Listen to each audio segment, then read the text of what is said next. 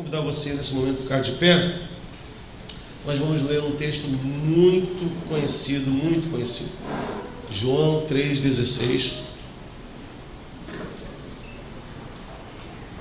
Eu falei assim, eu ia falar para a igreja nem abrir a Bíblia. E João 3,16, né? Quem não conhece? Mas aí só para bagunçar a igreja, eu botei o 17 também. Aí o pessoal fala, aí eu tenho que abrir. Aí eu tenho que abrir, poxa, até o 16 é pá, né? Mas eu fui e botei o 17 também, só pra gente acompanhar na Bíblia, ok? Vamos lá? Porque Deus amou o mundo de tal maneira que deu o seu Filho unigênito para que todo aquele que nele crê não pereça, mas tenha a vida eterna. 17. Porque Deus enviou o seu Filho ao mundo, não para que condenasse o mundo, mas para que o mundo fosse salvo por ele. Amém? Você pode sentar. Gente, eu não sei onde meu celular foi parar, mas eu vou rodar um vídeo bem curto agora. Aí o que eu vou pedir ao pessoal da mesa? O pessoal de casa que está nos acompanhando, não nos abandone. Eu vou cortar o áudio. Do vídeo. A gente vai começar pela última parte do texto, quando ela pergunta assim: e para as pessoas que te afagam? E o texto é realmente, a Bíblia diz isso, olha, nos últimos dias as pessoas fariam o quê? Mestres de si mesmos. Veja que ela usa o termo afaga, aquelas pessoas que tratam do ego dele, que massageiam o ego dele. E por que eu achei interessante esse vídeo? Quem estava assistindo esse vídeo era Ives, eu estava deitado, e algo que ele falou que me deu um clique, porque ele não nega que o homossexualismo é pecado. É isso, é nesse ponto que eu quero trabalhar. Ele fala, não, eu sou, e é pecado. Eu não sei se ele se enrolou, mas a verdade é que é pecado. Então, eu vou trabalhar em cima da afirmação dele, que ele mesmo diz que o homossexualismo é pecado. A gente vai entrar em alguns preceitos bíblicos. Eu quero que você me acompanhe, ok? O homossexualismo ele é pecado, irmão, pelo próprio sentido da palavra pecado, que significa errar, falta, errar o alvo, deformar o projeto original. E que projeto original é esse? Está em Gênesis 2, do 21 ao 25. Deus fez homem e fez a mulher. E ali Deus caracteriza como deveria ser o relacionamento. Uma outra característica da união conjugal vai estar em Gênesis 9, 7, já ali no período de Noé, que Deus tem um mandado para o homem. Qual é o mandado para o homem? Multipliquem e povoem a terra, frutifiquem. E isso só pode acontecer dentro de um relacionamento heterossexual. E por mais que aconteça de um casal homossexual fazer algum tipo de inseminação, sempre vão estar recorrendo ao modelo heterossexual, que é o padrão divino. Outra questão que às vezes as pessoas começam a trabalhar, eu quero trabalhar isso aqui com bastante carinho, porque eu quero que essa mensagem chegue a pessoas que são realmente homossexuais, que elas consigam compreender a vertente bíblica fora de um viés discriminador, condenatório e violento, como muitas vezes a igreja fez. E a igreja às vezes ainda faz. E é importante que a gente trabalhe isso, porque qual seria a nossa reação, por exemplo, se entrasse um travesti aqui e sentasse em uma das nossas cadeiras, e sentasse do nosso lado, e às vezes no momento de oração, fora de pandemia, o ministro de louvor fala assim, dê a mão à pessoa que está ao seu lado, dê a mão, e você vê que é uma pessoa que é um travesti, ou alguma mulher que ganha a sua vida pela prostituição, às vezes pela vestimenta. Qual seria a nossa reação? Então nós precisamos aprender a tratar com estas questões. Então, em Adão e também em Eva, nós temos o projeto da complementaridade. O homem só é completo com a mulher.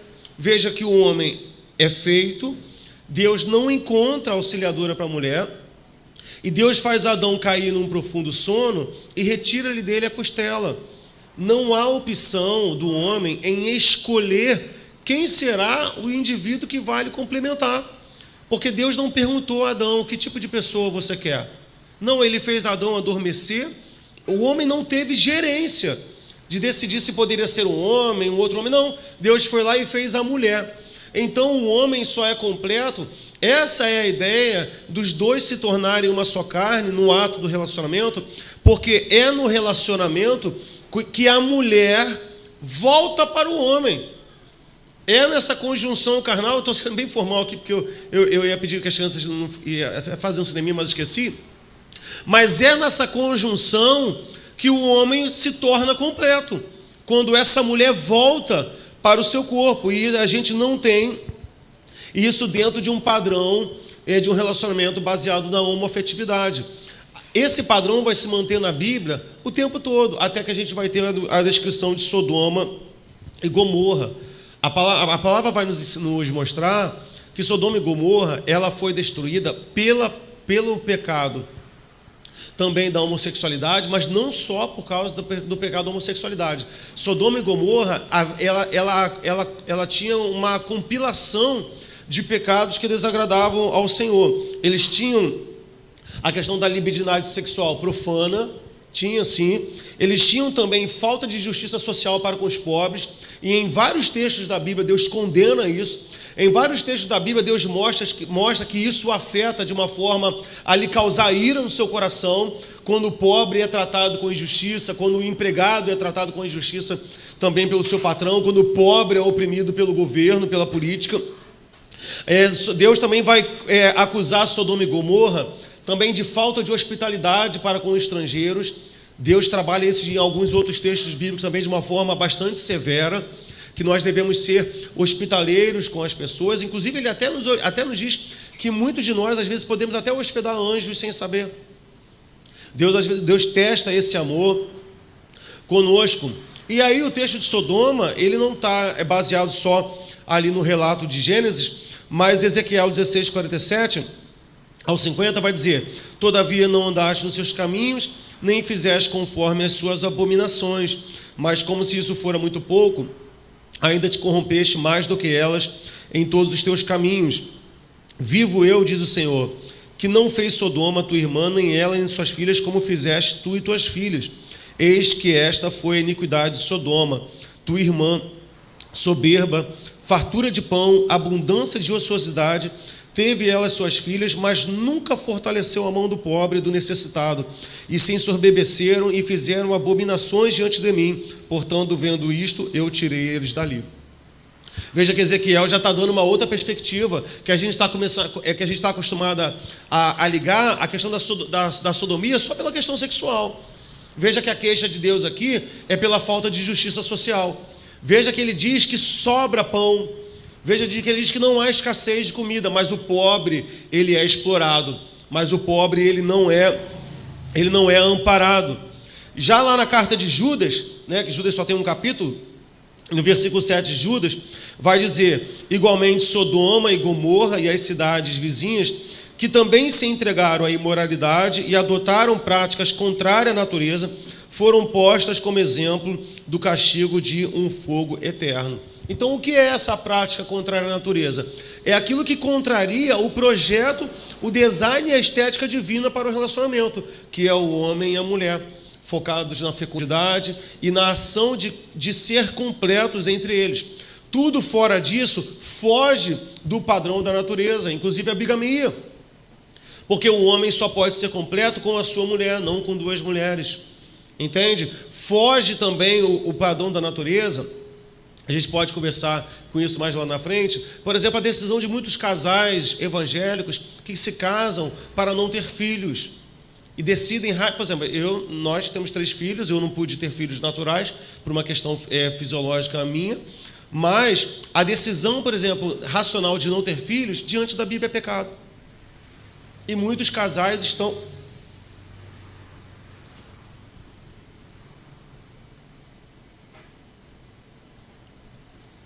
Ok, nossa, tá, obrigado.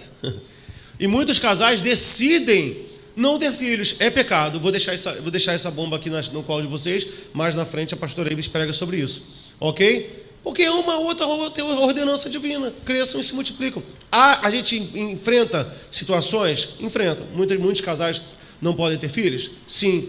Aí é obrigado a ter 70 filhos? Não. Mas a decisão de renegar aquilo que Deus te deu como opção é pecado. Mas isso aí demanda um estudo mais aprofundado.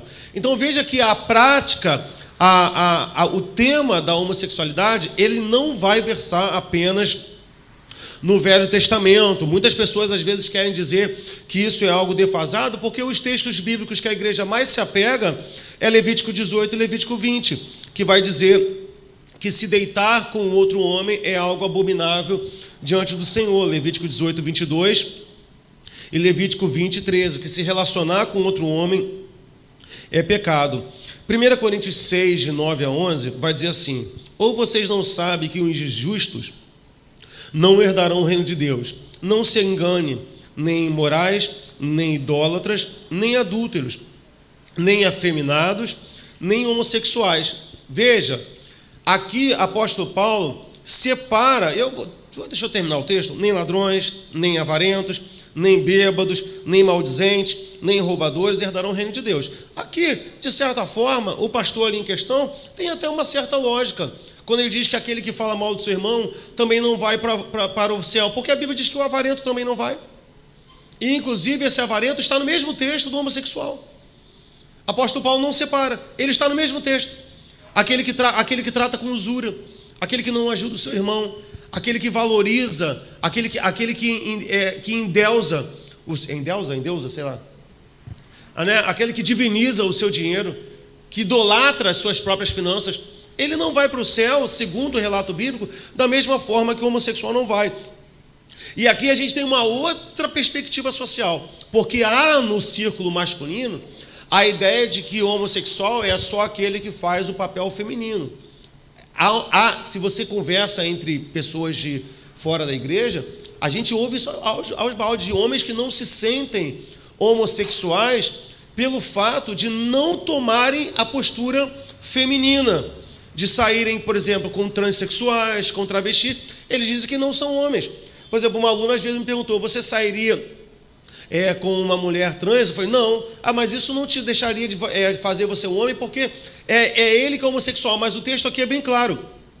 Ele vai dizer: nem os afeminados, que no grego vai falar sobre malakos, que teve aquela entrevista do Felipe Neto com o Feliciano, que ele ficava malakói, o tempo todo falando de malakói, é um negócio chato pra caramba. E o malakos, no grego, vai dar a ideia do sentido feminino, que é aquela ideia do homem passivo.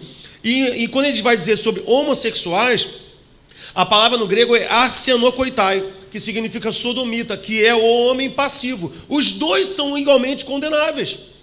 Os dois, tanto os afeminados quanto os sodomitas, que são aqueles, lembra quando os anjos foram para a casa de Ló? Aqueles homens foram para lá para violentar os anjos. Eles estão enquadrados aqui nessa palavra grega do arsenokoitai. Então, aí o texto vai dizer ainda: alguns de vocês eram assim. Veja que não há como eu manter a ideia do evangelho na minha mente se não há uma modificação comportamental. Apóstolo Paulo diz: olha, alguns de vocês eram assim, mas foram lavados, foram santificados, foram justificados no nome do Senhor Jesus Cristo e do Espírito do nosso Deus. Então, na perspectiva cristã e bíblica, não tem sentido eu, por exemplo, montar e abrir uma igreja aberta para práticas do culto, onde eu mantenha um padrão de comportamento homoafetivo, porque o apóstolo Paulo ele vai dizer a lista dos pecados, falou sobre todos os pecados, ele vai dizer: vocês eram assim, mas hoje vocês foram lavados, hoje vocês foram remidos. Paulo, quando ele vai usar essa palavra do passivo, é a mesma palavra que está escrito lá, que não estava em grego, mas que dá a ideia do texto de Levíticos, quando Deus vai condenar e dizer e definir como pecado as práticas homossexuais. 1 Timóteo, de 8 a 10, vai dizer: sabemos que a lei é boa. O apóstolo Paulo está falando de quê? Do Novo Testamento? Não. Ele está falando realmente da lei. Ele está falando de Levítico, ele está falando do Pentateuco, ele está falando de toda a lei. Sabemos que a lei é boa se alguém se utiliza dela de modo legítimo, tendo em vista que não se promulga a lei para quem é justo, mas para os transgressores e rebeldes, para os ímpios e pecadores, para os iníquos e profanos, para os que matam o pai ou a mãe, para os homicidas, para os que praticam imoralidade, para os que se entregam a práticas homossexuais, para os sequestradores. E aqui, querido, eu vou trazer de novo a fala do pastor. Você conhece alguém que não fale mal de alguém? Então ninguém vai para o céu. A gente vai trabalhar isso aí mais na frente. Mas veja que nesse texto de Timóteo, de Paulo a Timóteo, ele vai colocar as pessoas que têm práticas homossexuais no mesmo grupo. Cadê? São homicidas, que praticam imoralidade, para os sequestradores, para mentirosos, para os que fazem juramento falso e para tudo que se opõe à sã doutrina. Por exemplo, ele vai colocar no mesmo grupo os homossexuais, no grupo dos mentirosos. Olha como é que a gente precisa refletir. Porque a gente tá apontando muito o dedo para os homossexuais, e quase todos os textos que a Bíblia condena a homossexualidade condena muito dos nossos atos. E que a gente vê acontecendo nas nossas famílias, dentro de igrejas. Em outros textos vai falar sobre filhos que desobedecem pai e mãe, e ele coloca no mesmo peso, coloca no mesmo padrão. Talvez seja difícil para você estar ouvindo isso, porque para nós, culturalmente, há uma ideia de degradação da pessoa, da moral, do caráter, do fato de um pai ou uma mãe nunca desejar ter um filho homossexual. Na verdade, eu já conversei com homossexuais que nem eles desejam que seus filhos sejam homossexuais. Então, há essa desvalorização, esse desgaste da imagem pessoal de uma perspectiva social. Mas veja que Deus, nesse momento, não está preocupado com isso. A questão de Deus é tratar com o pecado. E Ele vai tratar esse pecado como Ele trata com a mentira, como Ele trata com o adultério, como Ele trata com o sequestro, como Ele trata com o roubo. Bem, e aqui a gente vai comentar algumas afirmações do pastor. Ele vai dizer assim, que o primeiro vídeo que a gente viu, que é o do Paulo, desculpa a intimidade, mas é porque aí me deu um recado aqui, nosso culto está com 110 compartilhamentos, então eu estou comedindo muito as minhas palavras, tá? Então, por exemplo, quando ele vai dizer assim, quem está mandando a gente para cá? Quem é que está trazendo a gente para cá cheio de fluido? Não é Deus? Compreende? Foi esse o questionamento dele. Quem é que está mandando a gente para cá? Quem é que está fazendo? E o padre diz assim, não, é Deus. Agora, o fato de Deus ter criado o homossexual não torna a homossexualidade, não isenta a homossexualidade, a prática da homossexualidade do pecado. Vamos lá? Eclesiastes 7:29. Salomão vai dizer, o que descobri é tão somente isto, que Deus fez o ser humano reto, mas ele se meteu em muitos problemas. Deus fez toda a humanidade.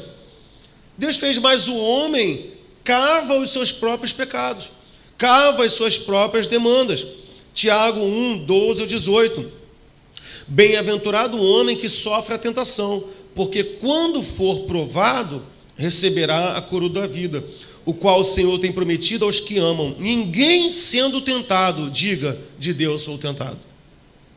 Ninguém pode dizer que é homossexual, bissexual, transexual, pansexual, agora está infinita a questão, porque Deus o fez assim, porque Deus não tenta ninguém. Ele vai dizer, porque Deus não pode ser tentado pelo mal e a ninguém tenta, mas cada um é tentado quando atraído e engodado pela sua própria concupiscência. Veja que não é Deus que me faz avarento, que faz glutão, não, isso é um pecado que é meu. Essa é uma inclinação que é minha. Isso aí é consequência da natureza caída do homem que se desvencilhou de Deus, e isso aí cada vez mais vai abrir o leque, porque o pecado ele vai entrando e vai abrindo as possibilidades e os desdobramentos. Antigamente, quando você falava de homossexual, eles usavam o termo pederastia. Hoje a gente tem dificuldade de acompanhar, e na verdade até mesmo eles. Há uma discussão até mesmo entre eles, já passamos vídeo aqui, por exemplo, de pessoas homossexuais que dizem que é pecado a relação antes do casamento, e outro grupo que diz que inclusive pode acontecer a prática da prostituição. Nem eles têm um consenso. Não há um consenso da questão da palavra, nem entre eles. Então esse pecado é fruto da nossa queda ali no Éden. Depois, havendo a concupiscência concebido, dá a luz ao pecado, e o pecado, sendo consumado, gera morte. Não erreis, meus irmãos. Toda boa dádiva e dom perfeito vem do alto, descendo do Pai das luzes, em quem não há mudança nem sombra de variação. Não podemos conceber, inclusive já ouvi até discurso que isso está ligado à questão do próprio darwinismo, da questão do evolucionismo, e de que nós viemos lá da bactéria e que o ser humano está se desenvolvendo. E aí quando você fala assim, mas se o ser humano se desenvolveu, por que ele não continua a se desenvolver? Qual é a resposta que eles dão? Mas quem diz que a gente ainda não está se desenvolvendo? Porque a igreja responde assim, então por que o homem ainda não está se desenvolvendo? A resposta dele mas quem diz que a gente ainda não está? É porque no processo histórico a gente não consegue perceber, porque são coisas de milhões de anos. Então, na leitura deles, por exemplo, o macaco também não conseguiu perceber que estava desenvolvendo, até chegar a ser um ser humano, porque é um processo de milhões de anos. Mas Tiago vai ser bem claro, em Deus não há sombra de variação. Ele define aquilo que deve ser. Ele não tem mudança dentro dele. Porque isso já mostraria que Deus seria um Deus errante, ou que ele poderia aperfeiçoar a própria obra das suas mãos. Mas Gênesis vai dizer que quando ele fez tudo, ele viu que era bom.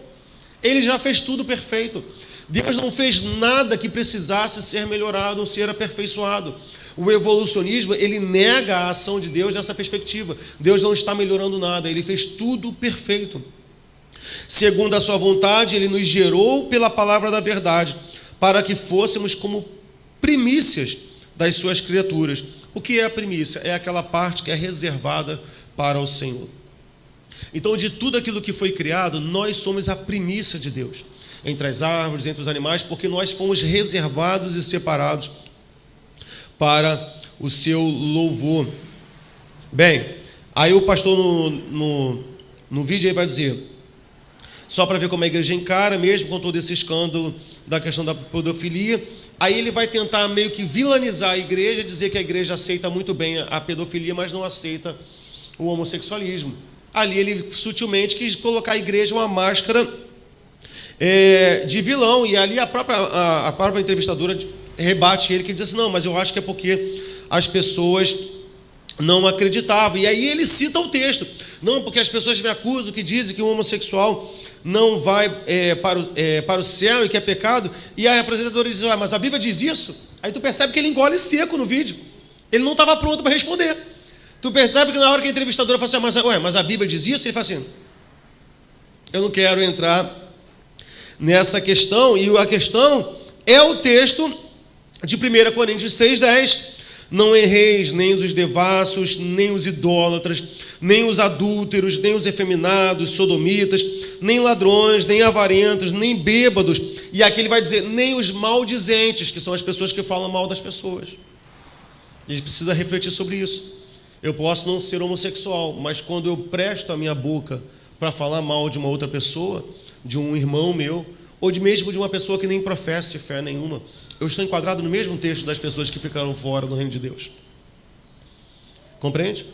Ninguém é deixado de ser preso. Por exemplo, ele matou 3. Mas vai me prender, ele matou 4. Aluno que gosta de fazer muito isso. Mas você está tomando meu celular. A resposta é sempre essa. Eu chego, eu pego no celular. Mas tinha um monte de gente usando o celular e você não pegou. Eu falei, eu não vi. Só vi você. Que azar. Eu falei, você estava certo? Não, eu não estou certo, mas eles estão errados. Mas eu não vi. Mas você eu vi. Não, o fato de alguém errar, mas não torna o meu erro um acerto. Eu continuo igualmente errado. Então a gente precisa estar trabalhando essas reflexões na nossa mente, irmão. Eu quis trazer essa temática para nós, para que nós reavaliássemos a nossa postura cristã, para que a gente descesse do nosso pedestal de perfeitos, sabe, de perfeitões, daqueles que apontam o dedo, que julgam, quando na verdade nós estamos incorrendo em outras falhas. Muitas das pessoas que defendem a homossexualidade vai dizer assim, não, a Bíblia diz que a gente não pode julgar, e que é um erro. O que a Bíblia condena é o julgamento hipócrita. Ele vai dizer, e tu que julgas o teu irmão, que também tem um erro? A Bíblia não condena o julgamento, a Bíblia diz que a gente julgaria até os anjos, se fosse necessário, mas a Bíblia condena a balança injusta, o julgamento hipócrita, que é aquele que julga o homossexual e o condena ao inferno, mas na sua vida há as outras práticas igualmente condenáveis por Deus. Esse é o problema. E esse é o peso que, infelizmente, a igreja carrega diante dessa população que facilmente identifica essas falhas em nós. Que facilmente identifica, por exemplo, a avareza. Pessoas que não são liberais em dar, não são liberais em ofertar. Não estou falando de oferta de dízimo, não. Em ofertar na vida do outro, em ajudar o pobre. Sabe, eu já tive situações lá na igreja, de chegar uma pessoa lá de rua, e ele falou assim, não, eu passei na igreja tal, eu falei, mas ele não te ajudou? Ele falou, não, o pastor de lá falou que lá só entra, não sai. Eu já ouvi isso, irmão, e não foi mais de uma vez, não. E não foi uma vez só, não. Eu já ouvi isso não vou falar que foram várias vezes, mas eu já ouvi isso algumas vezes. Meu irmão, aqui só entra, aqui não sai nada. E o que é isso? Isso é avareza. Está no mesmo grupo dos pecados condenados junto com a homossexualidade. E aí ele vai dizer, você conhece alguém que nunca falou mal de alguém? Então ninguém vai para o céu. Aí que ele erra. E ele não erra, ele manipula. Porque ele não é um cara bobo de Bíblia. Ele não é um cara bobo de Bíblia. Ele realmente fala que ele estudou, ele tem conhecimento. Porque Romanos 3, de 9 a 12, vai dizer, pois que somos nós mais excelentes? De maneira nenhuma. Pois já dantes demonstramos que tanto judeus como gregos, todos estão debaixo do pecado. Como está escrito, não há um justo sequer, nenhum sequer, não há ninguém que entenda, não há ninguém que busque a Deus. Todos se extraviaram e juntamente se fizeram inúteis. Não há quem faça o bem, não há nenhum só. Então, dizer que eu posso pecar porque todos estão pecando, e a ação de Cristo fica onde? Ele está certo. Todos pecam. Mas e a ação de Cristo? Que nos justifica, que transforma a nossa vida. Romanos 3, 22 a 25. Isto é, a justiça de Deus pela fé em Jesus Cristo para todos e sobre todos os que creem, porque não há diferença, porque todos pecaram e destituídos estão da glória de Deus. Veja o que o apóstolo Paulo está dizendo, irmão. Não há diferença. A gente precisa parar de categorizar. Eu sei que do Código Legal talvez existam crimes hediondos, mas diante de Deus, todos pecaram.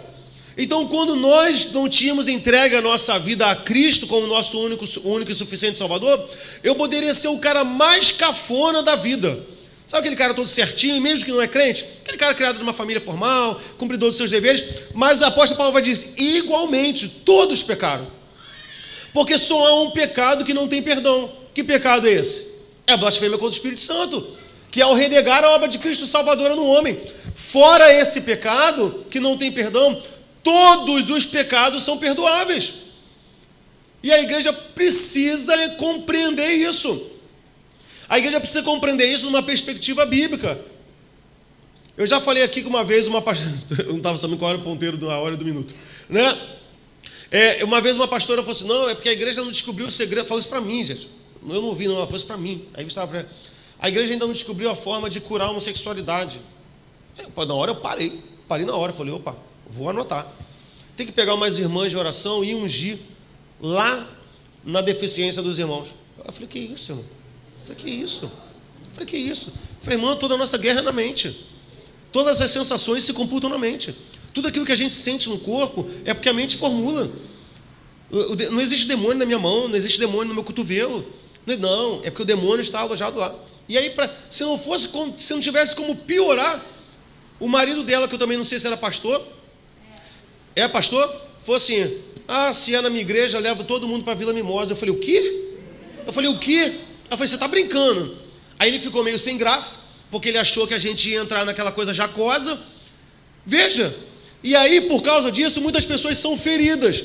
São feridas porque, às vezes, existem pessoas que lutam contra os desejos homossexuais na igreja, existem pais e mães que sofrem por causa dos seus filhos que são homossexuais, e às vezes no altar a gente trata isso de uma forma jacosa, a gente trata isso de uma forma com deboche, algo que fere tanto a família, algo que fere tanto a pessoa que está lutando contra esse sentimento.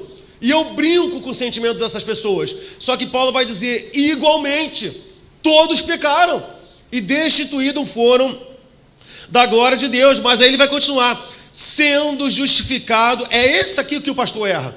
Não é porque todos pecaram que eu vou pecar. Apóstolo Paulo diz, igualmente, todos pecaram, mas nós fomos justificados pela sua graça e pela redenção que há em Cristo Jesus, a qual Deus propôs para a propiciação da fé no seu sangue, para demonstrar a sua justiça na remissão dos pecados dantes cometidos sob a paciência de Deus. Veja, ele está dizendo sobre pecados que foram cometidos. Quais são os pecados justificados?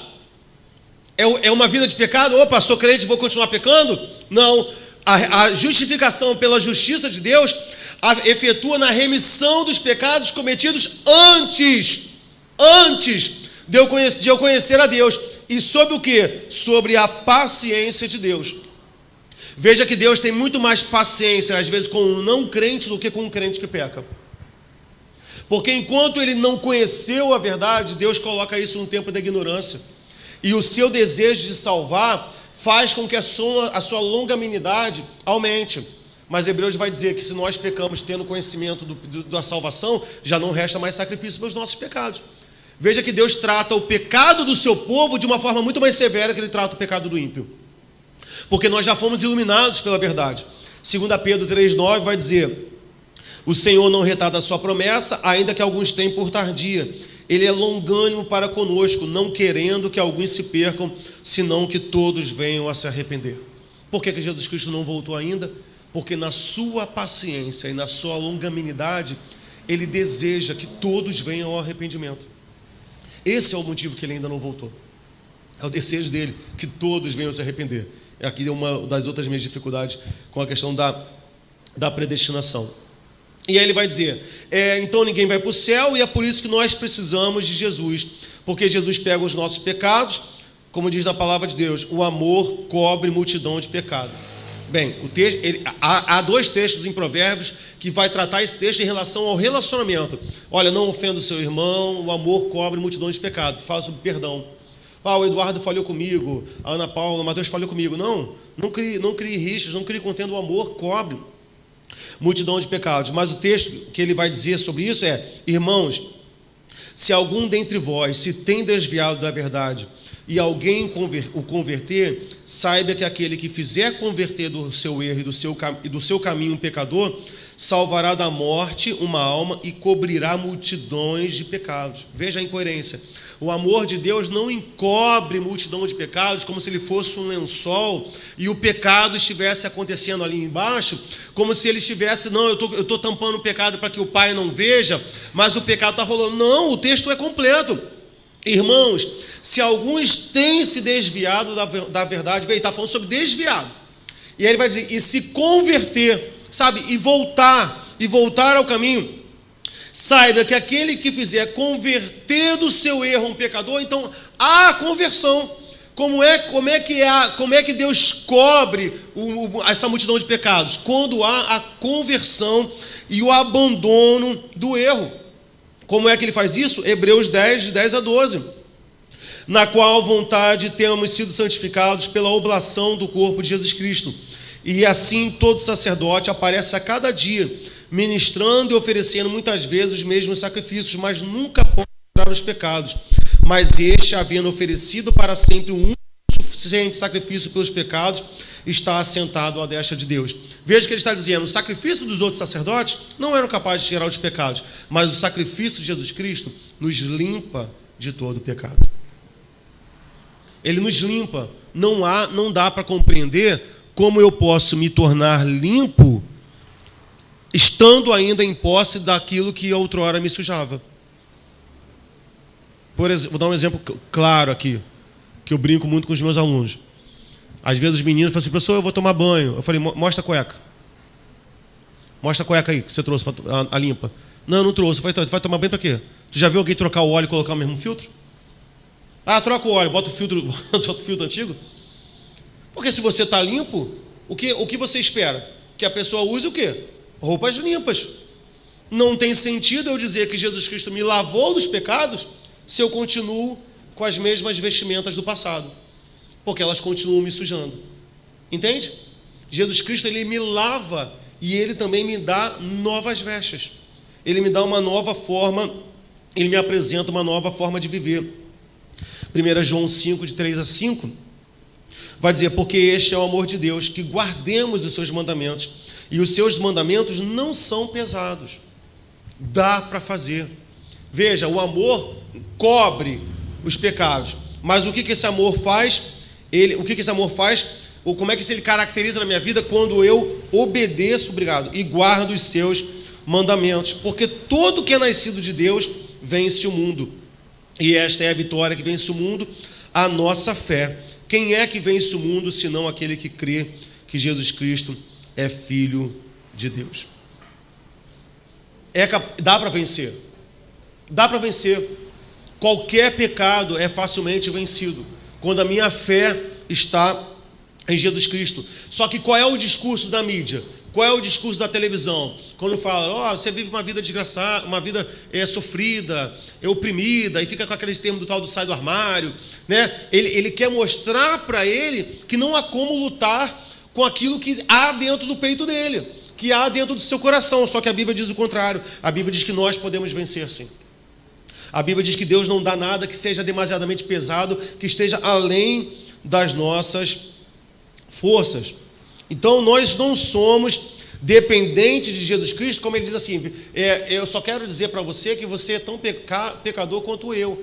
E o teu pecado e o meu só mostra que nós somos dependentes de Jesus. Mas não é dependente para continuar pecando, é dependente para parar de pecar. Colossenses 3, de 1 a 7. Portanto, se foste ressuscitado juntamente com Cristo, buscai as coisas lá do alto, onde Cristo vive, assentado à direita de Deus. E aqui tem esse processo. Por que muitas vezes nós caímos, irmãos? Porque nós deixamos que a nossa mente fique trabalhando, sabe? A gente fica trabalhando aquele pensamento na ira, na avareza, às vezes no adultério, ninguém cai do nada. A gente fica permitindo, e o apóstolo Paulo aos Colossenses vai nos dar algumas fórmulas para a gente vencer isso. Olha, busca as coisas lá do alto. Busca as coisas de onde Cristo vive. Pense onde Cristo vive no céu. Pense nas coisas do céu, pense nas coisas lá do alto, não pense nas coisas aqui da terra. Foque o seu pensamento nas coisas lá de cima. Porque morrestes e a vossa vida está oculta juntamente com Cristo em Deus. Quando Cristo, que é a nossa vida, se manifestar, então sereis manifestado com Ele em glória. E Ele vai continuar: fazei morrer a vossa natureza terrena. Qual é a nossa natureza terrena? Ele vai listar prostituição, impureza, paixão lasciva, é aquela paixão desordenada para a área sexual, desejo maligno, pessoas que sentem vontade de fazer o mal o tempo todo, avareza, que é a idolatria. Veja, a avareza é uma idolatria do dinheiro, que é o mamon. Por estas coisas é que vem a ira de Deus sobre os filhos da desobediência. Então, meu irmão, me desculpe, não adianta eu, como crente, dizer que Deus irá julgar, irá punir o homossexual por causa da ira de Deus contra a sua vida, se eu, por exemplo, sou impuro, por exemplo, se eu tenho uma paixão lasciva por outras mulheres, mesmo sendo casado, se a minha mente circula por esse tipo de ambiente, se eu sou avarento, se eu sou idólatra, tudo isso atrai a ira de Deus. Ora, nessas mesmas coisas andastes vós também em outro tempo, quando vivíeis nela. Hoje tudo é diferente. Não dá para combinar evangelho com manutenção de estilo de vida. Quando Jesus Cristo entra na nossa vida, a Bíblia diz que tudo se faz novo. Tudo. Não tem sentido eu abrir uma igreja, por exemplo, eu vou abrir uma igreja para os bígamos. Por exemplo, vamos sair aqui um pouco aqui da temática da homossexualidade. Por exemplo, existe igreja de nudismo, onde todo mundo vai pelado para a igreja. Qual é o sentido?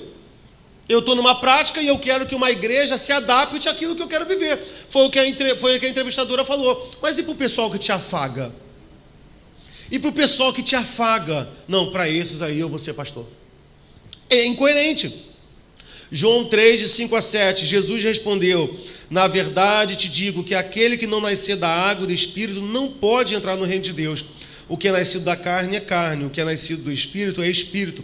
Não te maravilhes de ter dito isso, necessário vos é nascer de novo. E aqui há uma outra quebra. Muitas vezes eu já ouvi o pessoal falar aqui na igreja: pastor, ele é homossexual porque o pai, ele tem situações na família deles que ele é do avô que era homossexual, ou de um tio que era homossexual. Tudo bem, tudo bem. Você pode ter nascido da forma que você quiser. Você pode ter nascido do jeito na família que for. Só que a Bíblia diz que aquele que nasce da carne é carne, mas o que nasce do Espírito é espírito. E Jesus Cristo vai dizer: não fiquem maravilhados, não fiquem impressionados quando eu te disser, o que importa é que tu nasça de novo. O que importa é que tu nasça da água e que você nasça do Espírito. O que Jesus Cristo está querendo dizer? Pouco importa o teu lastro familiar, pouco importa o teu código genético, pouco importa as informações que você recebeu no teu ventre, pouco importa se no ventre você foi oferecido para alguma entidade. O que importa é que você nasça do Espírito. É isso que a Bíblia está dizendo. Gálatas 5, 16 ao 15. Digo, porém, para que a gente nasce do Espírito, meu irmão? Para andar em Espírito. Digo, porém, andar em Espírito e não cumprireis a concupiscência da carne. Veja, eu tenho uma inclinação para o adultério. Eu sou uma pessoa casada, mas eu olho para as outras mulheres com um pensamento lascivo, com um pensamento impuro. O que o apóstolo Paulo vai dizer aos Gálatas? Ande em Espírito, ande em comunhão com o Espírito. Se você sente que você tem essa fraqueza, ande cantando louvores, ande cantando, pensando nas coisas do Senhor, porque dessa forma você não vai cumprir os desejos da sua própria carne. Ele vai dizer, porque a carne cobiça contra o Espírito, e o Espírito contra a carne, e estes se opõem, para que não façais o quê? O que o diabo quer? Não, para que eu não faça o que eu quero. Veja que o apóstolo Paulo está dizendo que essa cobiça é minha. O diabo ele consegue identificar a minha cobiça. Pastor Sandro, mas como é que se dá essa distribuição dessa cobiça? Eu não tenho resposta para isso. Eu não sei por que alguns nascem avarentos, ou por que outros nascem com facilidade de guardar mágoa, com outros nascem com facilidade de se irar, ou que outros nascem com tendências homossexuais. Isso é fruto, a modificação, tem coisas da Bíblia que não tem resposta. Por exemplo, por que pessoas caem endemoniadas e outras pessoas muito piores não caem? Não há uma resposta que diga por que um cai endemoniado e o outro não cai. Mas seria ótimo que tudo fosse uma ação maligna. Seria ótimo que esse desejo que há no coração do homem fosse maligno, porque nós oraríamos, ele manifestaria aqui, nós oraríamos, ele seria liberto, a pessoa nunca mais sentiria o desejo. Só que a Bíblia diz que o querer não é do diabo, o querer é do homem. Esse desejo é do homem, que tem essa natureza caída. E aí o que o diabo faz? Ele promove a mesa. Ele coloca o banquete daquilo que é o seu fraco, daquilo que é o meu fraco. Porque as obras são manifestas, as quais são adultério, fornicação. Veja, às vezes muitos jovens estão falando mal de homossexuais, mas estão tendo relações com as suas namoradas. Está no mesmo grupo. Fornicação. Pessoas às vezes que se juntam e que não são casadas e não casam porque não querem, estão em estado de fornicação. E às vezes sofrem, pastor, o meu neto, o meu filho é homossexual. Eu falei, mas ele é homossexual, você é um fornicário. Está tudo no mesmo texto. Por que você está se preocupando com o pecado dele se você não se preocupa com o teu? Por que você está julgando o pecado dele? Esse julgamento é condenável por Deus, que é o julgamento hipócrita, é o julgamento temerário. As obras da carne são adultério, fornicação, impureza, lascívia, idolatria, feitiçaria, inimizades, porfias, emulações, iras, olha aqui, brigas, pelejas, dissensões, heresias. Eita, gente! Tantos pastores hereges que nós estamos vendo aí, estão no mesmo grupo, irmão. Invejas, homicídios, bebedices, glutonarias e coisas semelhantes, acerca dos quais declaro, como já antes vos disse, que os que cometem tais coisas não herdarão o reino de Deus. Mas o fruto do Espírito é amor, paz, longanimidade, benignidade, fé, mansidão, temperança. Veja que Deus não fala assim, olha, o fruto de Satanás é. O fruto do Espírito é. Não, ele vai dizer, qual é o fruto do Espírito? Paz, amor, longanimidade, temperança. E o outro lado? O outro lado está o diabo? Não, o outro lado estou eu. É o fruto da minha carne. É o fruto da cobiça do homem. Não é do diabo. É da cobiça do homem. Bem, e aí ele vai fechar aqui. Então, por estas pessoas eu opto em continuar amando. Pessoas, se não quiser me chamar de pastor, não precisa. E ele vai dizer, eu lutei, eu estudei, fiz pós, fiz mestrado, fiz grego, fiz hebraico para dar o melhor, mas se não quiser, eu entendo o seu coração. O evangelho não é pregado. A eficácia do Evangelho não vem pela capacidade intelectual. A capacidade transformadora do Evangelho não é fruto de uma capacidade, de uma força intelectual, ou de berço, ou de conhecimento, do que aquilo que o homem pode juntar de conhecimento. Apóstolo Paulo deixa isso bem claro. Apóstolo Paulo é um dos homens mais sábios da Bíblia. Sábios que eu digo assim entre os apóstolos, de intelectualidade mesmo, de conhecimento secular, das coisas da vida. Inclusive, em alguns textos, ele cita poetas, né? Ele cita poetas em algumas das suas cartas. E ele vai dizer: ninguém se iluda. Se qualquer pessoa, vós, se considera sábia de acordo com os padrões do nosso tempo, então é melhor tornar-se sensato para alcançar a sabedoria. E é engraçado porque toda pessoa que briga e levanta a bandeira da questão da justificação da homossexualidade, geralmente eles outorgam para si um ar de intelectualidade. Já percebeu? Não, porque... E sempre o outro é ignorante. Não, é porque você é ignorante, você é atrasado. Só que o que o apóstolo Paulo vai dizer? Olha, se para se tornar sábio pelos padrões desse mundo, então é melhor mesmo que nós sejamos insensatos, para que nós alcancemos a verdadeira sabedoria. 1 Coríntios 2, de 1 a 5, vai dizer: e eu, irmãos, quando fui ter convosco, anunciando o testemunho de Deus, não fui com sublimidades de palavras ou de sabedoria, porque nada me propus saber entre vós, senão a Jesus Cristo e este crucificado.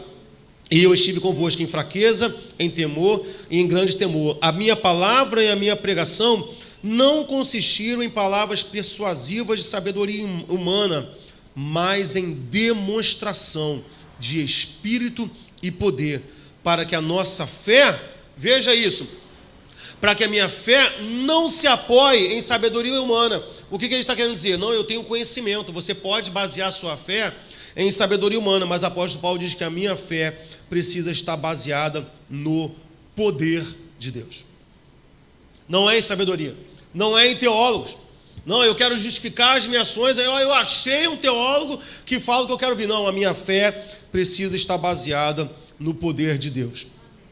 Um das grandes outras questões é que eles vão dizer assim: não, mas Jesus Cristo não falou nada sobre a homossexualidade. Jesus Cristo não falou sobre muita coisa. E dizer que pelo fato que Jesus Cristo não versou sobre o assunto, aquilo ali, a fala dos apóstolos não conta, é negar que Jesus Cristo continua falando pelos seus apóstolos. Porque quando ele sobe aos céus, ele diz: olha, haveria muitas coisas de vos falar, mas não é o momento. Quem é que vem? Os apóstolos, doutrinando a sua igreja. Mas mesmo Jesus Cristo não falando da homossexualidade, ele fala do padrão divino da conjunção e da união em casamento. Mateus 19, 4, 6. Jesus respondeu: vocês não leram que o Criador, desde o princípio, os fez homem e mulher, e disse: por isso deixará o seu pai e a sua mãe, e unir-se-á a sua mulher, tornando-se os dois uma só carne, de modo que já não são dois, porém uma só carne. Portanto, que ninguém separe o que Deus ajuntou. E o que Deus ajuntou? Ele juntou o homem e a mulher. Ele não fala sobre homossexualidade? Não, mas ele fala sobre um padrão fechado. Qual é o padrão do casamento? Homem e mulher. Isso são palavras de Jesus Cristo. A Bíblia fala sobre o pecado? Fala. Mas a Bíblia fala pouco também sobre a avareza. Ela fala pouco também sobre a glutonaria. Por quê? Porque a Bíblia não está interessada em detalhar pecados. Até porque o ser humano é criativo em criar novos pecados. Mas a Bíblia, qual é o objetivo da Bíblia? De falar sobre o pecado. A Bíblia fala o suficiente para o pecado. Algumas pessoas falam assim: ah, mas Davi e Jonatas, que eram gay. Quantos aqui já não ouviram isso? Por causa daquela expressão de Jonatas. Em 2 Samuel 24, acho que está no 26, excepcional era o seu amor, ultrapassando o amor de mulheres. Jonatas fala eles falam assim: olha, meu amor por ti transcende a de muitas mulheres. Ah, isso aí imagina, chegar para o Alexei: Alexei, eu te amo muito mais do que eu amo todas as mulheres. Alexei. Só que, olha o texto todo: filhas de Israel, chorem por Saul. Ele a vestia de rico escarlate, enfeitava com ouro as roupas de vocês. Como caíram os valentes no meio da batalha, Jonatas sobre os montes foi morto.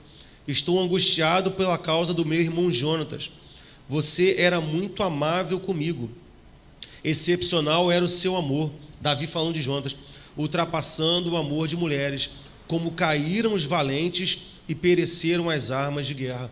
Irmão, se você pega o texto, esse texto aqui está longe de falar de alguém com as características de homossexualidade.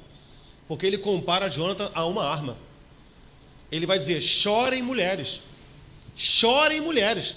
Ele não está falando, olha, chorem homens. Vocês que gostavam de Jonatas, que achavam ele afeminado. Não, ele chorem mulheres. Um dos maiores valentes caiu juntamente com o seu pai. O texto é claro, frisa aqui todos os aspectos de uma pessoa viril, varonil e em relação à sua masculinidade. Homem de guerra. E ele fala, mulheres, chorem. Como assim? Aí eu pego um texto e porque Davi dizia que o amor de Jonatas era muito maior, a lealdade, a fidelidade, do que de uma esposa, de uma mulher. Não, e eu vou dizer que Jonatas era homossexual? Diante dessa total descrição de Davi? Bem, e mesmo que Jonatas fosse, e mesmo que ele fosse, esse texto é um texto histórico, não é normativo. Veja que a Bíblia tem textos poéticos, tem textos históricos, tem textos normativos. O que são textos normativos? Que nos dão um padrão. Gente, com esse barulho aparece na live, meu Deus, me dá uma tristeza. Que me dão um padrão de conduta. Não é porque está na Bíblia que é justificável. Lembra do adultério de Davi? Lembra do adultério? Lembra do profeta Natan, que a pastora Patrícia pregou aqui? Está na Bíblia. Ele adulterou, ele assassinou, e Deus foi lá e o julgou. Julgou o quê? Pelo poder das palavras normativas, da lei do Senhor. Mesmo que Jonatas fosse homossexual, isso não daria validade a um padrão de conduta homossexual fora da perspectiva do pecado. Já estou encerrando, amém, irmão? O fato de alguém se sentir gay não desqualifica a ideia do pecado. Por quê? Porque todos nós já nascemos com os nossos pecados. Não é porque eu nasci... Irmão, eu vou ser sério, tem criança que às vezes você olha e fala assim, caramba, com 2 anos, 1 ano, tu fica assim, caramba, eu trabalho, irmão. Com criança, mas mesmo... E aí uma vez uma menina lá a Tamires me perguntou, Sandro, como é que pode? Tem criança que já nasce gay. Eu falei, e daí? Todos nós já nascemos pecadores. O fato de eu nascer pecador não traz legitimidade ao meu pecado. Tem criança que já nasce virada no giraia. Nicolas, graças a Deus, está dormindo. O Bruno é de uma lentidão sem fim. O Nicolas pula, é agitado dentro dele. O João, que também dorme ali, é um siri na lata, irmão. Se demole, o João bate no Nicolas e no Bruno junto. Isso já é uma debilidade dele, irmão. E não é porque ele é assim que isso torna isso correto, porque todos nós nascemos no pecado. Apóstolo Paulo diz a Romanos, mais uma vez, não há um justo sequer, não há ninguém que busque a Deus. Romanos 1, 22, 32, vai falar sobre essa falsa intelectualidade da galera que, pessoal, não, porque os crentes são ultrapassados, né? Ultrapassados, não conseguem compreender a mudança do mundo. Romanos 1, 22 ao 32, dizendo-se sábios, tornaram-se loucos, e mudaram a glória de Deus incorruptível em semelhança da imagem do homem corruptível, e de aves, e de quadrúpedes, e de répteis. Há um tempo atrás, apareceu na novela Malhação, um personagem, um rapaz que ele era homossexual, e ele justificava, não, mas na natureza existem animais que fazem relacionamento com o mesmo gênero. E daí? E daí? Nós somos a primícia da criação, nós somos a criação reservada para a glória de Deus. E o apóstolo Paulo vai dizer, mudaram a glória de Deus à semelhança do que é corruptível. De quê? De aves, de quadrúpedes e de répteis. Eu não posso justificar a minha humanidade e as minhas ações porque o passarinho faz, irmão. Porque eu não tenho coacla. Que história é essa, irmão? Que porque o javali você faz, ou o ornitorrinco faz, eu vou fazer, irmão? Desde quando a postura e o hábito de um animal vai justificar? Então, minha irmã, comam seus filhos, porque a gente comprou um casal de hamster. Casal de hamster. A gente achou bonitinho. Aí tiveram um filhote. Falei, que bonito. Depois a gente foi ver, só tinha pelo. Eu falei, ué, cadê os filhotes? A mãe comeu. Estresse, depressão pós-parto, sei lá. Eram quantos filhotes? 10, irmão. A gente só viu os pelos. Só tinha pelo, irmão. A mãe comeu. Falei, que isso, cara? Aí depois que eu fui ver na internet que tem que separar, beleza. Aí a gente começou a perceber que o pai estava machucado. A mãe começou a bater no pai dos filhotes. Irmãos, aí a gaiola que eu comprei, que a gente comprou, tinha uma divisão tipo de 2 andares. A gente botou o macho para cima. Você não tem noção, irmão. Teve um momento que a gente viu que o hamster estava agarrado na parte de cima, porque a fêmea estava comendo a pata do macho. Ela estava se pendurando, ela comeu uma das patas do macho. Comeu, nem mordeu não, ela comeu. O macho morreu. Ficou ninguém. Aí por quê? Eu quero justificar as minhas ações? Não, mas a natureza faz. Eu vou comer os meus filhotes? Aí a gente deu a fêmea para Isabela. Ah, é mesmo. E a Isabela foi brincar com ela, tomou-lhe uma dentada. Aquela fêmea também não era de Deus, não. Que porra. Depois ela morreu, graças a Deus. Que é isso, né, irmão? Que hamster é esse? Compreende, irmão? Nós somos a primícia da criação de Deus. Mudaram a verdade de Deus em mentira. Honraram, serviram mais a criatura que o Criador. O que na verdade é toda essa prática pecaminosa? É eu entender, não, o que Deus espera de mim, porque Ele já colocou na sua lei, é questionável. O que importa é ser feliz. E essa é a dinâmica do mundo. Se te faz feliz, está tudo bem. Se te faz feliz, então está certo. Quem é que está no altar? É Deus? Não, é o homem. Porque eu não estou aqui para ser feliz. Eu estou aqui para agradar ao Senhor. Eu estou aqui para glorificar o nome do Senhor, que é bendito eternamente. Por isso Deus abandonou as paixões e fames, porque até as suas mulheres mudaram o uso natural contrário à natureza. E que natureza é essa? O homem com a mulher. Veja que ele está falando de um padrão sexual e depois fala também desse padrão para as mulheres. Aí ele vai dizer, e semelhantemente, também os homens, deixando o uso natural da mulher, se inflamaram em sua sensualidade para com os outros homens, cometendo torpeza e recebendo em si mesmo a recompensa do seu erro. Bem, queridos, só me dá mais... Eita, Jesus, passou pra caramba. Dá só mais um tempinho para eu fechar? Então, primeiro que a gente tem que saber separar aqui, irmãos. Pastor, e a pessoa que sofre tentação em relação à homossexualidade? Ele está pecando? Não. Cada um é tentado e engodado pela sua própria cobiça. O que nós falamos aqui é como trabalhar esses pensamentos. Provérbios 4:3 vai dizer: tenha cuidado com o que você pensa, pois a sua vida é dirigida pelos seus pensamentos. Cuidado com o que você pensa. Toda vez que vier um pensamento ruim em sua mente, pense nas coisas lá do alto. A Bíblia nos ensina, a Bíblia nos dá o caminho. O que Jesus condena não é a tentação. Ele mesmo diz, olha, não virá tentação alguma sem que Deus promova o escape. A tentação pode vir, o que Jesus condena é o pensamento lascivo. Mateus 5:27, ouviste o que foi dito, não cometerás adultério. Eu, porém, vos digo que qualquer que olhar para uma mulher com intenção impura em seu coração já cometeu adultério com ela. Então, esposa, passou uma mulher indecente perto da tua esposa, você não precisa bater na tua esposa. Porque não é pecado se ele olhou. Não é pecado nem se ele foi tentado a olhar. Não é. A questão é o pensamento lascivo, com intenção impura. Agora, quando você fica, não, poxa, lá em casa. Lá em casa o quê? Lá em casa é pecado também. Lá em casa é pecado também. Se eu negar que a pessoa pode ser tentada sem pecar, eu vou desqualificar o texto de Efésios, que diz, olha, irai-vos e não pequeis. Veja que a ira é um sentimento. O que é o pecado? É a ação. Não, mas ele não fez nada, ele só ficou com sentimento. Mas ele está falando sobre o pensamento. O que ele vai dizer?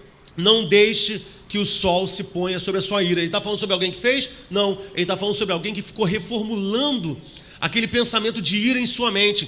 Ele se irou, caramba, tomara que... E ele ficou trabalhando, em vez de o quê? Focar a sua mente nas coisas lá do alto.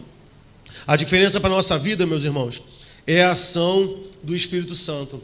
Ele vai nos fortalecer para que a gente não faça o que a nossa carne quer. Pastor, tem pessoas que vão ser curadas do desejo homossexual e nunca mais vão ter? A gente ouve relatos que sim. Mas vão ter pessoas, irmão, que vão lutar a vida toda. E vão chegar no céu lutando. Apóstolo Paulo diz, olha, combati o bom combate. Há um combate. Há uma luta. Não é somente contra demônios, é contra a nossa carne também. Apóstolo Paulo diz, olha, que o bem que eu quero fazer eu não faço, mas o mal está sempre diante de mim.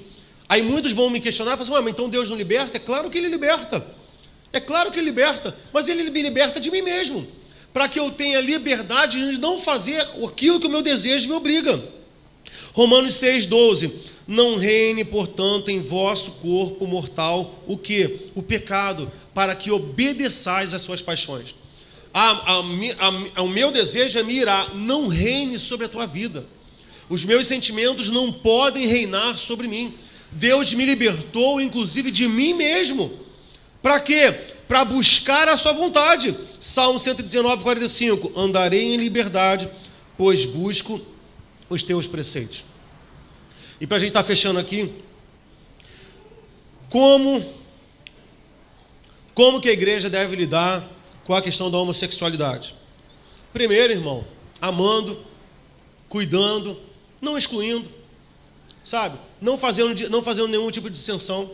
Ah, pastor, mas ele vai poder exercer funções na igreja? Não. Como muitos aqui, não, perdão, trocar a palavra, para a decisão da pessoa que tem. Como muitos poderiam chegar aqui, mesmo sem ser homossexual, e não exercer função nenhuma na igreja. Por exemplo, se eu recebo um casal na igreja, eu falo, vocês são casados? Não, pastor, nós não somos casados. Qual é sempre a minha fala? Já recebi alguns, irmãos, e não ficaram, porque eles querem alguém que afague eles. Não, pastor, eu não sou casado. Bem, vocês são bem-vindos a assistir o culto, mas eu não vou receber vocês como membro, porque há uma conduta que a gente crê que é bíblica. Mas vocês sempre serão bem-vindos aqui. Mas precisa ser casado. Precisa estar. Não, mas na outra igreja que eu vim, eu fazia. Aqui não. Porque é a forma que a gente lê a Bíblia. É a forma que a gente entende a ideia da Bíblia. Mas nem por isso eu preciso discriminar. Falei sobre isso aqui. Eu não preciso maltratar. A palavra não volta vazia. A gente precisa que Deus faça a obra na vida destas pessoas. Agora, o que eu não posso... Por exemplo, uma vez lá em Caxias, a gente acabou saindo, não deu para dar cabo desse projeto. Eu juntei os homens, aí eu falei, irmão, vamos juntar o dinheiro. E um monte de homem ficou com medo. Irmão, vamos fazer uma caixinha e a gente tirar um dia e pagar o programa de alguns travestis. E pagar, porque você paga pelo tempo dele. E eles ficaram assim, ó, que isso, pastor? Eu falei, não, vamos pagar. A gente vai na rua, a gente bota os travestis, a gente paga pelo tempo dele e a gente traz para a igreja. A gente paga pelo tempo dele para ele ficar na igreja, para ele ouvir a palavra. Aí que começou o pessoal a ficar, não, mas e as nossas esposas? Não, mas e as crianças da igreja? Mas a igreja, a Bíblia diz que Jesus Cristo veio para os doentes e não para os sãos. A gente precisa parar de excluir as pessoas por causa do nosso clubismo religioso. Uma vez lá em Caxias eu passei, tinha uma menina era prostituta, uma menina nova, muito acabada, né, ali em Caxias, mas meninas assim, muito sofridas pelo crack. Aquilo me doeu o coração. Aí eu dei a volta por trás onde tinha o Cine River e parei, voltei e falei rápido, falei assim, menina, sai daqui. Deus não te fez para estar aqui. Mas quando eu passei ali e eu dei a volta, eu parei para conversar com aquela menina, devia ter uns 17 anos, sabe o que veio na minha mente? O receio de algum irmão da igreja ter me visto conversando com uma prostituta. E qual era a acusação que pairava sobre Jesus? Tu se assenta com publicanos e cobradores de impostos, tu se assenta com beberrões, tu se assenta com prostitutas, tu fala com adúlteras. Jesus Cristo fazia isso, mas a igreja não quer fazer. A igreja quer montar um clube de santos. A igreja quer montar um clube de supercrentes. E é por isso que cada vez mais a gente vai perdendo um olhar de desejo de que as pessoas busquem viver aquilo que a gente vive. Porque nas nossas práticas a gente acaba sendo hipócrita quando a gente diz que Jesus Cristo veio para o pecador, mas eu não quero ir até o pecador e eu nem quero que o pecador esteja perto de mim. E para a gente estar encerrando, como que o evangelho pode ser boas novas para os gays? Marcos 10, 28 a 30. E Pedro não era gay, tá, irmãos? Amém? E Pedro começou a dizer-lhe, eis que nós tudo deixamos e te seguimos.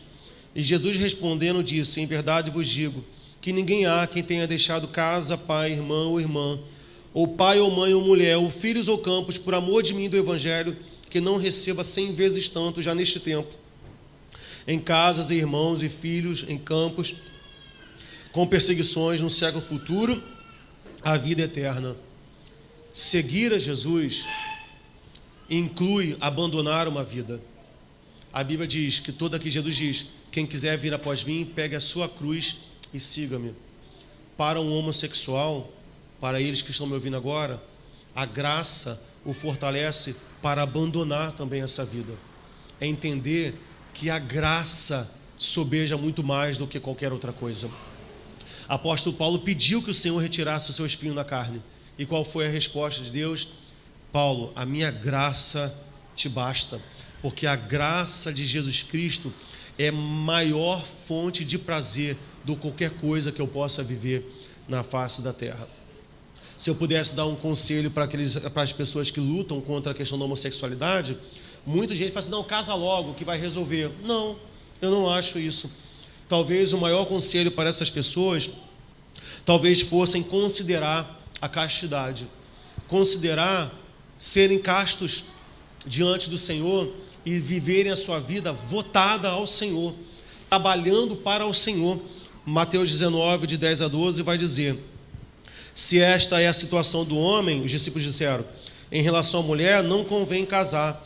Jesus respondeu, nem todos são aptos para aceitar esse ensinamento, mas apenas aquele a quem isso é dado, porque há eunucos de nascença, veja isso. Há outros que os homens fizeram tais, muitas pessoas enveredam pelo homossexualismo porque foram violentados na sua infância, irmão. Grande parte dos homossexuais passaram por problema de violência sexual e trouxeram transtorno nisso à mente deles. Há homens que são eunucos de nascença, há homens a quem os homens fizeram eunucos e há outros que se fizeram eunucos por causa do reino dos céus. Bem, o que é o eunuco? Aquele que não toca em mulher. Considere isso. Talvez seja é bom considerar isso. Ah, mas a castidade é um dom, mas é um dom que pode ser buscado. Senhor, me fortalece. Tiago 1,17 vai dizer, toda boa dádiva e todo dom perfeito vem do alto, descendo do Pai das luzes, em quem não pode existir variação ou sombra de mudança. Não pode, porque Deus é imutável. Mas Ele pode dar esse dom, Ele pode fortalecer alguém que tenha uma tendência pela homossexualidade, para que ele sirva ao Senhor, lutando contra as suas paixões carnais, e ainda assim será aprovado pelo Senhor. Amém, queridos? Meu desejo, eu não sei que talvez alguns de vocês aqui tenham pessoas que sejam homossexuais na sua casa, talvez existam pessoas que estejam nos assistindo, que lutem contra o desejo homossexual. Eu já conversei com jovens em pranto, irmão, que falaram assim, Sandro, por que esse tinha que ser o meu pecado? É sofrido demais, irmão. Dificilmente eu acredito que alguém seja gay porque quer, porque é uma vida de sofrimento, porque o pecado gera isso na vida da pessoa. Mas a Bíblia diz que se o Filho vos libertar, verdadeiramente sereis livres. Há liberdade, irmão, para nós. Há liberdade para o homem em Cristo Jesus. Ele nos livra, irmão, do poder do pecado sobre nós. E que eu e você sejamos agentes, irmãos, de libertação através do amor para essas vidas que são tão sofridas por causa do jugo do pecado. Amém? Glória a Deus. Vamos nos colocar de pé.